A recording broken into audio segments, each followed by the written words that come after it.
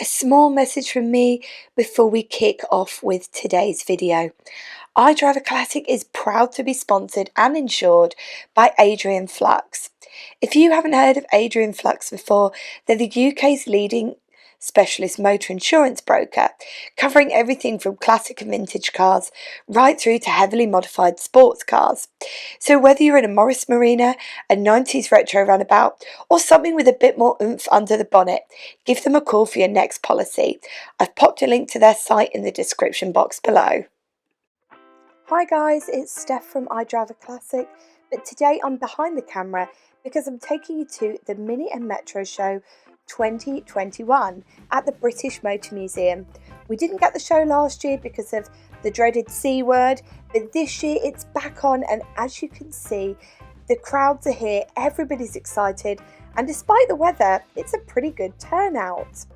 So in today's video, what I'm going to do is take you around the show, show you some of my favourite bits and pieces, show you a car that I thought was wonderfully ridiculous but absolutely loved, and show you something very rare indeed. So we've got lots of different things coming up, and it's quite a short video, but I wanted to give you a flavour for what's here today. I personally was really impressed that so many cars turned out considering the weather, and as you can see, we've got a decent turnout of new Minis, old Minis, Metros, special editions, and everything in between. My car isn't working, so Ed from ADO Equipment gave me a lift today. Thanks, Ed. So first of all, we started off by going around the auto jumble. Now, I wasn't expecting this. I thought it was going to be a little bit rubbish, if I'm honest. But actually, everything you needed for your Mini was right here. There were lots of good used parts, things that could maybe go towards fixing broken bits and pieces. And in general, it was a pretty impressive turnout for, well, a year where everything's starting to very slowly get back to normal.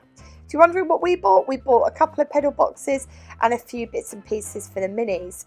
There were also quite a few traders out as well, selling new bits and pieces. So really, whatever you needed for your Mini was probably here today, which makes it worth the ticket price alone.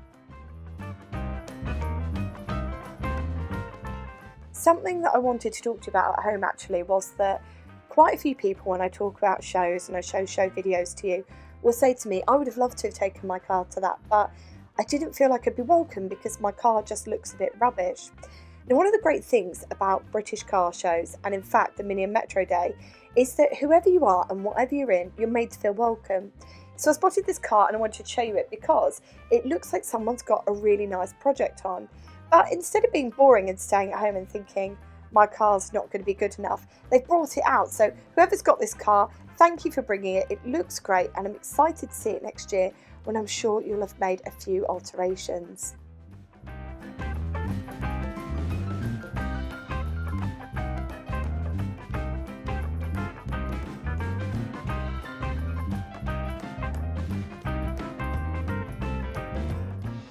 I spotted the Australian flag on this one and I thought, bet there's something interesting going on with that car. And there was. So this car has a very interesting backstory. So the original owner was somebody who worked at the factory. I think he worked at the Austin factory in Australia. He bought this car, and then when he came back to England, he brought the car with him. But I wanted to show you a few bits on this car, because if you've never seen one of these, you may not know, and I certainly didn't until Mini aficionado Ed over there told me, that Australian Minis and British Minis have over 200 differences between the two of them. Well, they do say that no two Minis are alike. Now let me show you some of the bits that Ed pointed out to me. So first of all, apparently these little bits where the wipers go into are different. These windows are different because you've got quarter lights on these. You wouldn't have had these as standard. And see, we've still got some of the original stickers on there too. Now these spats, so apparently there's no visible joint on the spats.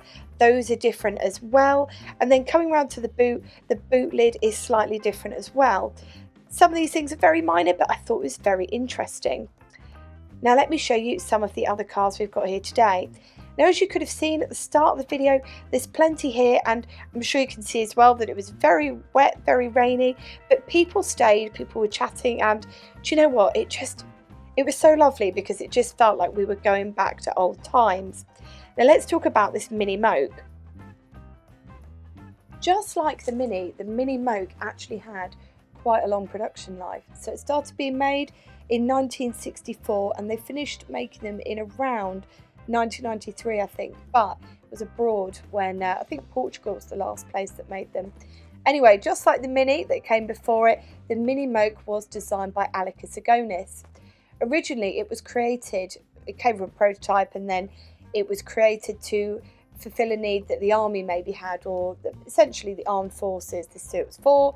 They took a look at it and they said, well, it doesn't quite meet the needs of what we need. So then what they did was they went back to the drawing board because they knew the military wouldn't be interested, and they then marketed it as a civilian vehicle. Not a lot of them were made, far less than the Mini, but they still have real cult status. People still really like them. And I think today this is the only Mini Moke here. So it's quite nice to see it, and especially because it is a little bit wet today. Now, we've waxed lyrical about some of the Minis here, but of course it is the Mini and Metro show. So let's take a look at some of the fantastic Metros on display. And despite never seeing them out on the roads of Great Britain anymore, there are certainly plenty to get your teeth into here. Everything from very early W Regs, MG Metros, right through to the later Metros. So as you can see here, I wanted to show you some of these because quite often, especially people that like to say these aren't a classic, will say, oh, you know, they're all bangers or they're all rotten or they've all disappeared. But as you can see here today, many of these Metros are in absolute fine fettle, and some of them have never even been restored.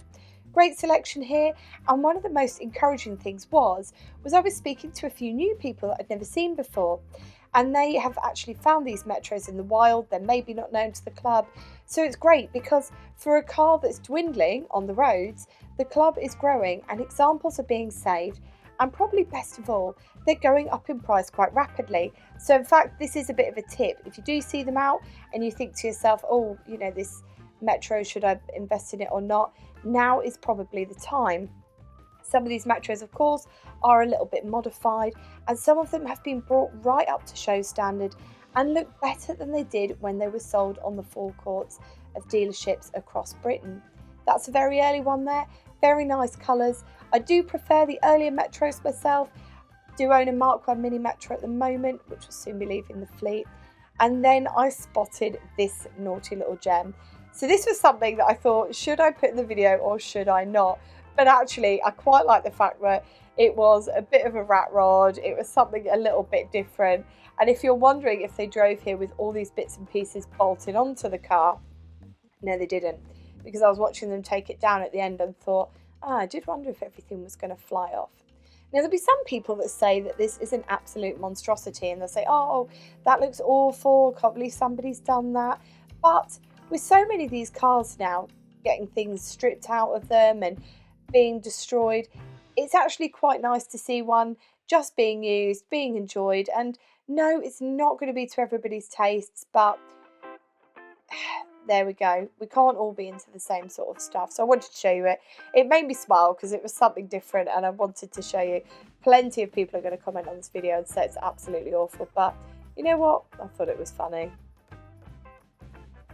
Now, there were some really interesting displays as well, and something I should probably mention as we do this video is that I would have really liked to have run this video with all the background noise, but because there's music playing quite loudly in the background through speakers, YouTube will pick this up and it will make me take the video down basically. So apologies that you just get a backing track from me and just audio today, but it would mean that I wouldn't really be able to share the highlights with you from the show otherwise.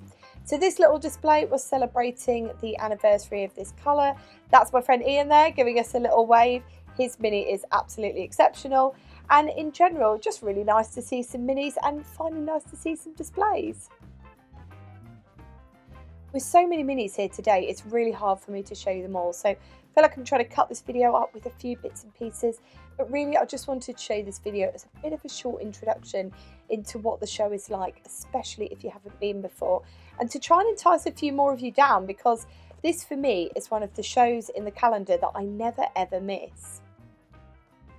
There are plenty of modern Minis at the show. I have mixed feelings about this, if I'm honest, but one thing I do always like to see is the Y register, because it all began back in 2001 with the BMW Minis, and there's plenty of them here, and they're very tidy, and I believe that anything ending in OBL is a press or promotion car. So quite a few of those here.